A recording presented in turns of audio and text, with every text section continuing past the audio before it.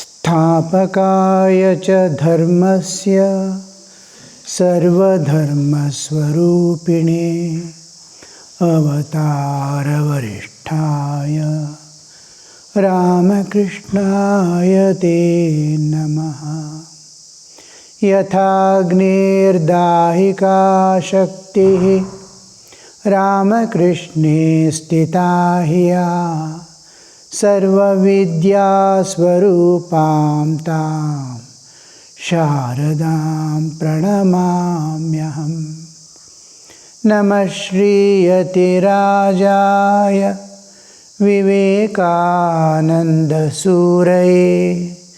सच्चित्सुखस्वरूपाय स्वामिने तापहारिणे।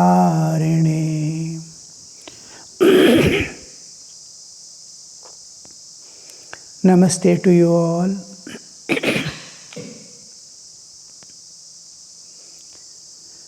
Today we will go ahead 2 more shlokas with the same trend and same meaning of who are the warriors, great warriors we have to face, and Duryodhana is telling it to his guru Dronacharya. We will begin with the chanting. अथ श्रीमद् भगवद गीता प्रथमोऽध्यायः अर्जुन विषाद योगः। धृतराष्ट्र उवाच धर्मक्षेत्रे कुरुक्षेत्रे समवेतायुयुत्सवः मामकाः पाण्डवाश्चैव किमकुर्वत संजय। संजय उवाच दृष्ट्वा तु पाण्डवानीकं व्यूढं दुर्योधनस्तदा आचार्यमुपसंगम्य राजा वचनमब्रवीत्। पश्चैतां पाण्डुपुत्राणां आचार्यमहतीं चमूं व्यूढां द्रुपदपुत्रेण तव शिष्येण धीमता। अत्र शूरा महेश्वासाः भीमार्जुनसमायुधि युयुधानो विराटश्च द्रुपदश्च महारथः। दृष्टकेतुश्चेकितानः काशीराजश्च वीर्यवान् पुरुजित् कुन्तिभोजश्च शैब्यश्च नरपुङ्गवः। युधामन्युश्च विक्रान्त उत्तमौजाश्च वीर्यवान् सौभद्रो द्रौपदेयाश्च सर्व एव महारथाः। The last 2 shlokas. दृष्टकेतुश्चेकितानः काशीराजश्च वीर्यवान् पुरुजित् कुन्तिभोजश्च शैब्यश्च नरपुङ्गवः। युधामन्युश्च विक्रान्त उत्तमौजाश्च वीर्यवान् सौभद्रो द्रौपदेयाश्च सर्व एव महारथाः। These 2 shlokas we will take up. Earlier we saw Yudhana, Virata and Drupada, how they are treated as honored as Maharathis. We went through all the ranks of the military in those days, how these duties were divided and the various ways in which the formations takes place. Now he is continuing to mention the other great Maharathis. Now, actually we begin the Bhagavad Gita chanting with Parthaya. Om Parthaya pratibodhitam bhagavata Narayanena swayam vyasena gratitam purana munina madhye mahabharatam Advaitamritavarshini Bhagavati Ashtadashaadhyayini Ambatvam Anusandadhami Bhagavad Gita Bhavadveshini. Now, this Bhagavad Gita has been a part, inseparable part of Mahabharata. Mahabharata is a family affair, as if it's a huge war, but as if it is built up for Mahabharata, the whole thing.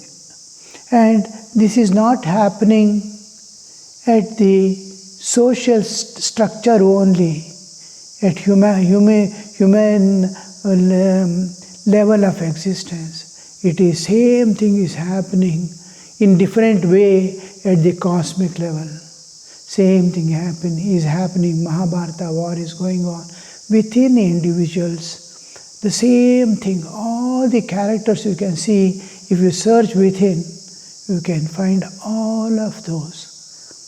A general understanding I am trying to give you of the background of Mahabharata, which you are almost all of you know, but small details will make you go back to those days, how it was and what it was. So here when we come to these, how they are so much interrelated, and each one is ready to sacrifice themselves for the cause of Dharma. Now, the Duryodhana is looking at the Pandava Sainya and enumerating the individuals. He is putting in such a way that all those people whom he is going to mention are some way is a part of the history of Dronacharya. And he has something, aversions or attachments that is going to kindle him to be fighting aggressively. That is the intention of Duryodhana in projecting this forward. So here in the next shloka, Drishtaketuschekitana Kashirajascha Viryavan Saubhadro Draupadeyascha Sarva Eva Maharatha. All these are Maharathas. They means unimaginable powers on the earth. But how the whole thing, only 12 will survive. The whole thing will be about 4 million warriors. More than that, when we see each Rathi is having a bodyguard or an assistant to immediately take up the other weapons and give. We can unimaginable dimension, and we see how. Now we come to the Drishtaketuschekitana Kashirajascha Viryavan. Drishtaketu, he is one king of a Chedi. Chedi is one of the group of people and also the country's name, the kingdom's name. He is the king of Chedi and eldest son of Shishupala. We have heard about Shishupala and all that. He led 3, he alone. Means imagine the powers, the prowess of these people. He is alone leading 3 armies of Chedi, Kashi and Karusha. Karusha people are there, Kashi people are. These are independent countries, like all of them. And these 3 armies were led by this Drishtaketu. He was slain by Dronacharya. He got killed by Dronacharya.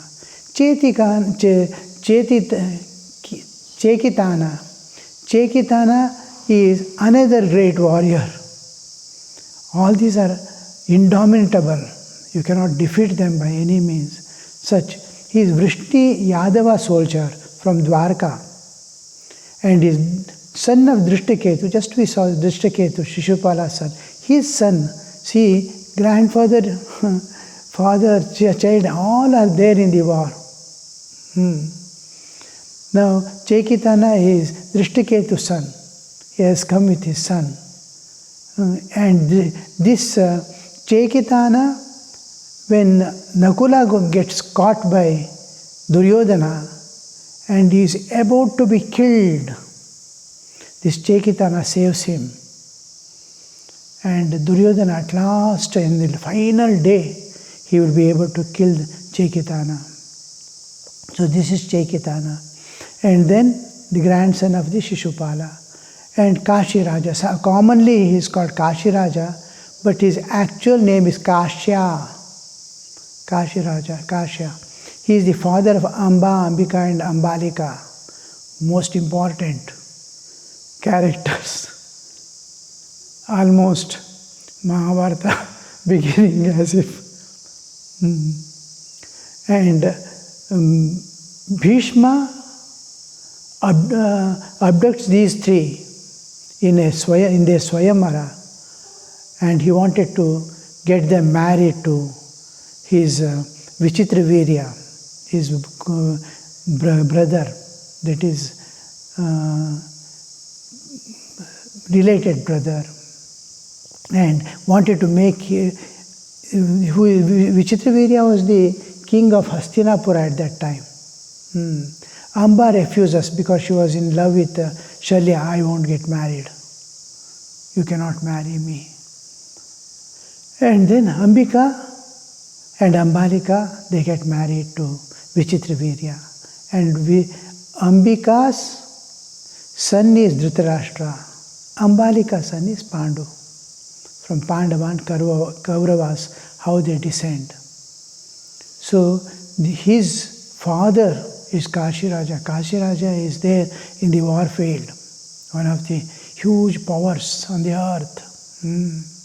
So this is Dhritarashtra and Pandu were grandchildren as if of the Kashi Raja. And Purujit, next is Purujit Kunti Bhojascha Drishtaketus Chaitanya Kashi Rajascha Viryaman. Who is this Kashyapa? He is a great Viryaman, means Viratva, full of courage, strength, bravery, strength also, power to dominate the great wars. So he was there. Then Purujit. Purujit is brother of Kunti. Kunti's brother, Purujit, and maternal uncle of Pandavas. He fought very bravely, defeated many people, and on the 14th day, he was killed by Drona, Purujit, Kunti's brother. And you see, his brother is Kunti Bhoja, who adopted Kunti, and is not, you see, because they are not actually brothers. But Kunti was adopted by Kunti Bhoja, whose brother is Purujit.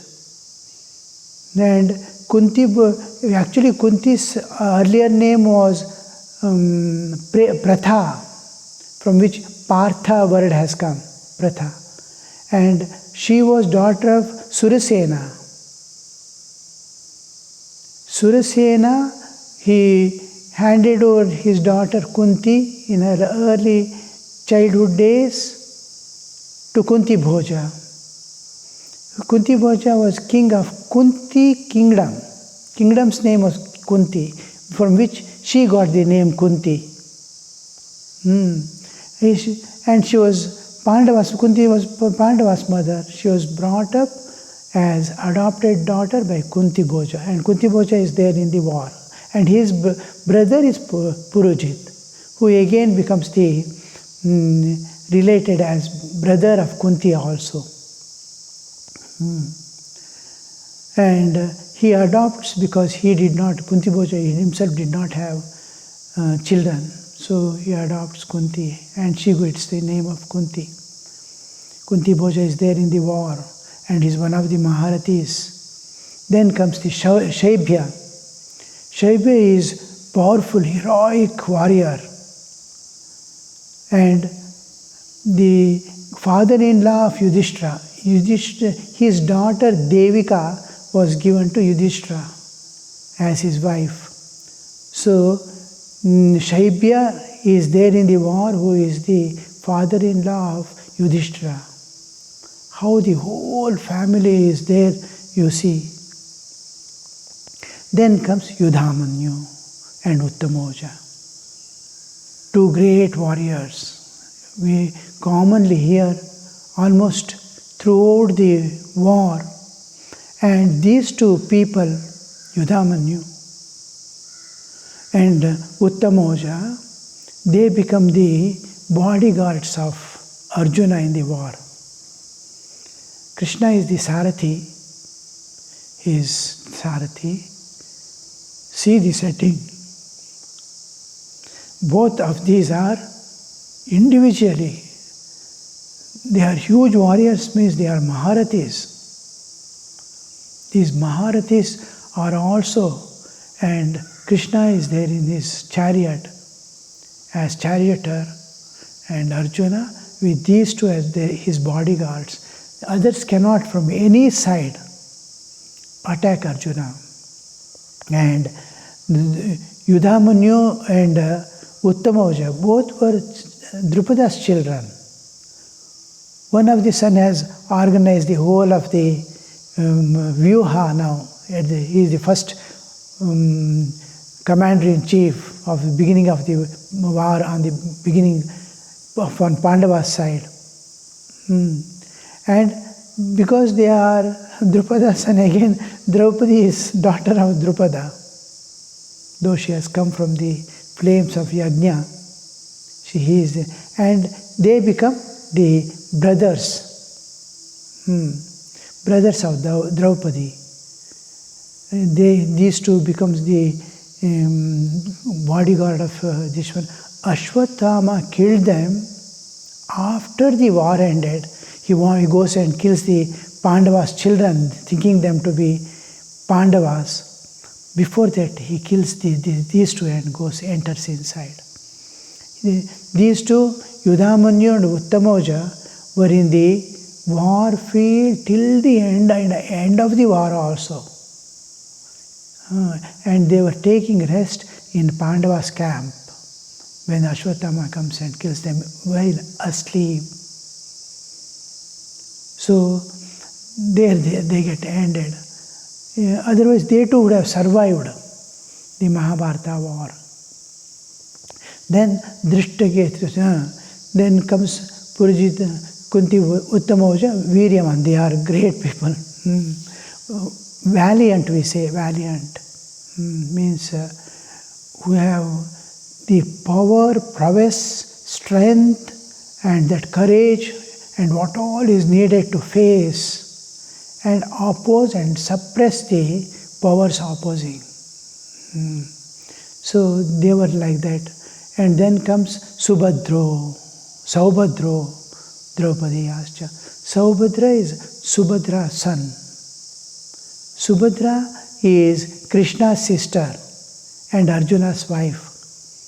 Her son was Abhimanyu.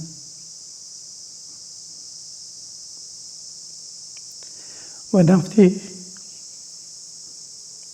Maharathis, youngest among the Pandavas.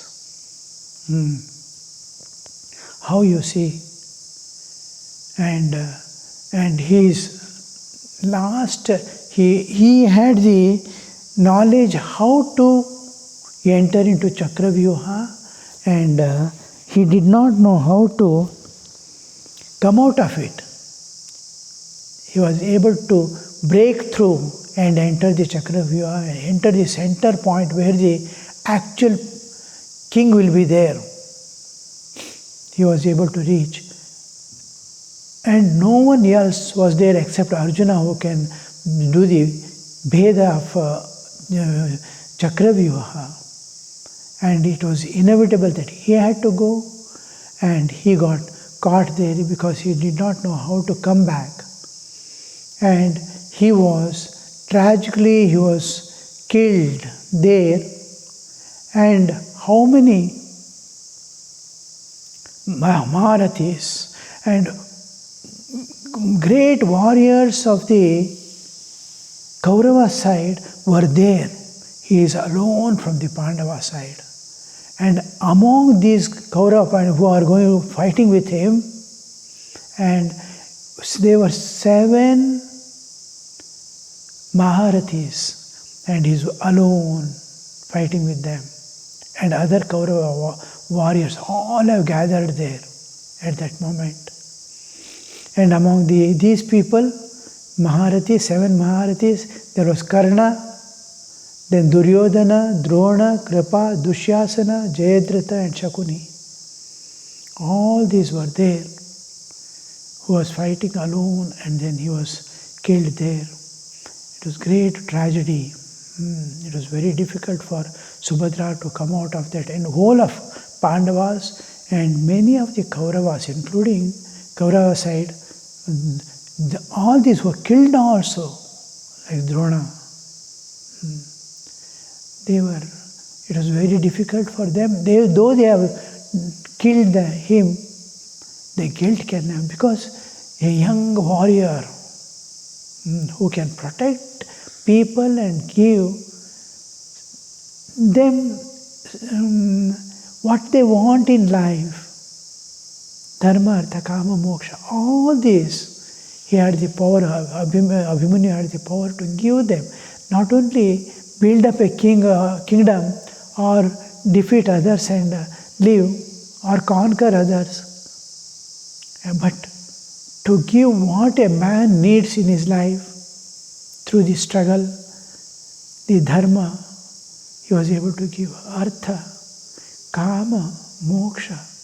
The path to moksha also he was able to give. And when he was killed, as if the nature weeps,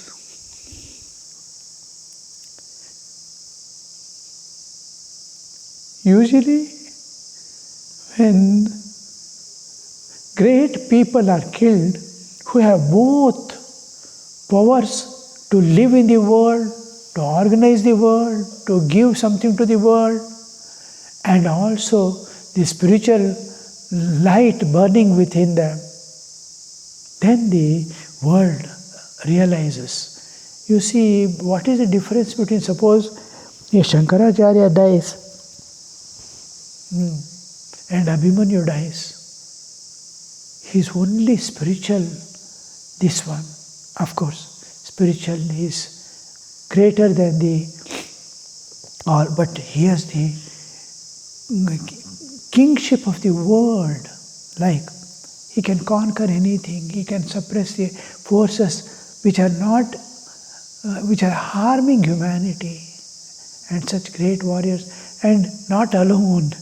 They have one-to-one defeat was not possible. All 7 together of the great Maharathis and other Kaurava warriors join, and he alone faces them. And of course, last he gives up his body. That is Draupadi and Draupadeyascha, Draupadi's children. 5 people and 5 the children. Now the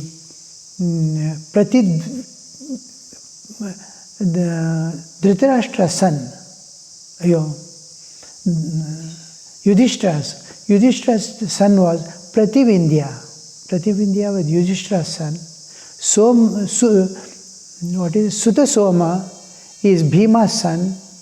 Shruta Karma is Arjuna's son. Shatanika is Nakula's son.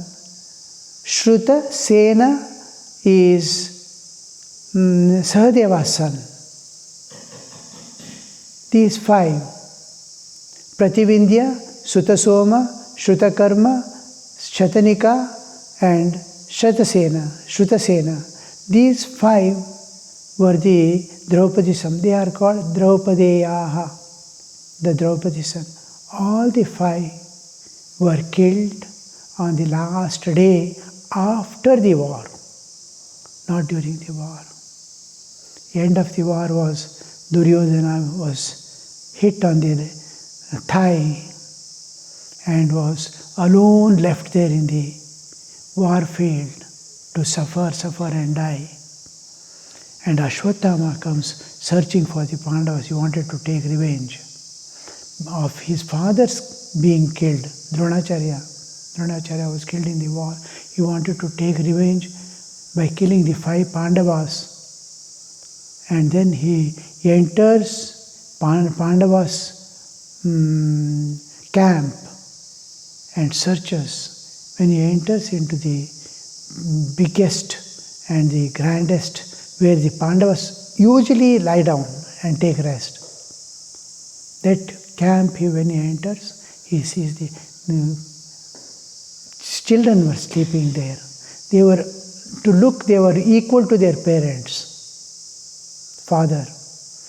And mistaking them to be Pandavas, he killed all of them. So with that, the whole of the Mahabharata comes to an end. Only Pancha Pandavas and totally 12 people survive. So this is the 2 shlokas which we have. Just for why I am telling all this is how the background was there. Now when we see Sri Ramakrishna's life, from childhood, he is going to Dakshineshwar and all. When we see, he is playing in the mango grove of Raja. What Raja? And then he is going to Dakshineshwar. Our Dakshineshwar, as if it is made for him earlier. A setting has been made for him to appear there. It is his Leela Kshetra. And how nicely it is, all things. Ganga on one side, Shakta, root, Kali is on one side, the 12 Shivlingas. Shaiva is on their side, and one Radhakanta temple, Vaishnavism. So all aspects, and Panchavati, the place for Advaita sadhana, then the Tantra sadhanas, 64 Tantras, Bale tree, and other religions also. At the main entrance, next to the entrance, was a masjid. A little away was a Christian church when Thakur was there. And with this setup of all, Sri Ramakrishna appears there. Similarly, for Krishna to give that Bhagavad Gita to us, the whole setting was done in such a way, the Mahabharata setting, that each one realizes I can transcend. The same war is here. Only support, only thing that made the Mahabharata war to turn towards the Dharma Samstapana, though millions and millions life had to be sacrificed, Dharma Samstapana was to be done. What is the difference between our Hindu Dharma and all other dharmas is, one speciality is what all other dharmas contain is there in Hindu Dharma. As if there is eternal spiritual words, the pure spirit. When rays are falling, each dharma has taken a ray of light from that and developed their religion. Everything is all right. What we see here in this is, the spirituality is not fully expressed. Because other aspects of God, what we call God or the eternal existence, is not reflected there. It is reflecting a part. Just like when you go to Kailas Manasura, only 4 places you can see. The 4 aspects of Kailasa. If you want to see completely Kailasa as it is, you have to go from top and take a bird's view from sky. Then you will see what it is. Hinduism is like that. All aspects of God, all sides, all the things. That's why Hinduism contains what all religion contains. But what view the Hinduism can give of God cannot be given by anyone, because they are in one of the sides. And till they reach, they have come to so height that they are able to receive that light. But if the spirituality is held and went, they can have the total view of the spirit, all aspects, and the impersonal, the personal, all things. Now, now here in Bhagavad Gita again we will see what Sri Ramakrishna is presenting to us, has presented to us. He has clearly in those days, again he has tried his best to unite all the aspects, clear all the present, those days present paths to God, all types of yogas to clear all the dirt accumulated for centuries and give the essence. Again, essence will be given and it goes on accumulating certain things, non-essentials. They are not wrong, but a person wants this to be given. I put it in a different way, suitable only to that person. For other, it may not suit. Just like a vegetable is brought, each one has his own taste and liking with which he can accept and digest it. And that way when it's given, other may not like it. So here we see that all aspects, all paths to that perfection, Sri Ramakrishna practices, gives the ultimate, yes, I have gone through. How to build up that heart. Let all these survive. They are different aspects of God. Flourish, develop mutual love, and whatever is good and great and suitable to from whichever direction, Ano Bhadra, from all direction, let the knowledge flow into me. Let everything flourish, every varieties remain as they are, and everything, but live in perfect harmony. Harmony. So this living harmony was possible to give. Same thing Krishna tried to do, bringing harmony among all aspects of sadhana, all yogas, karma yoga, bhakti yoga, all aspects of God, the transcendental, the immanent, the Lord of the universe, as the avatara, as the antaryamin, all aspects of spirit he describes there. Again, Sri Ramakrishna's life we see same, but not in a war field, not with weapons, with love and renunciation, sacrifice. Love, renunciation, sacrifice, the 3 important weapons Sri Ramakrishna uses in this Kali Yuga, because the enemies are not outside. They are all inside. You have to kill the enemies within you. Now, you cannot use a weapon anymore. You have to vairagya, tyaga, samarpana, bhakti, prema, all these are the weapons you are going to use to conquer our inner enemies. Same thing, same enemies you will see inside. Duryodhana and all, Shakuni and all are there within. Similarly, the great one, Arjuna, Pandavas are also there. Devatas are also there inside. And Rakshasas are also there within. So Sri Ramakrishna gives us a new formula of mutual love, universal love, love of God on one side, and Tyaga and Vairagya on the other side, and sacrifice and service for the world. So with this, the same end, we are going to reach the perfection of Absolute. Om Shanti Shanti Shanti Harihi Om Tat Sat Shri Ramakrishna Arpanamastu.